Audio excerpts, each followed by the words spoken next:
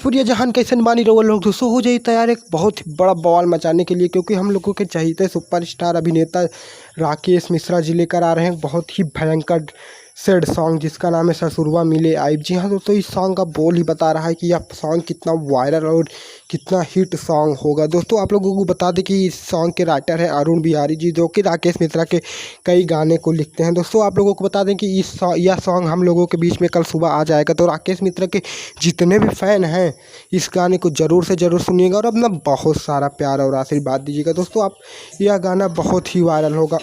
दोस्तों सुपरस्टार राकेश मिश्रा के जितने भी फैन हैं हमारे इस चैनल को सब्सक्राइब कर लीजिए कि सुपरस्टार राकेश मिश्रा की सबसे पहले न्यूज़ और सबसे पहले गाने आपको देते हैं। मिलते हैं नेक्स्ट वीडियो में, तब तक के लिए जय हिंद, जय भारत, जय भोजपुरी समाज।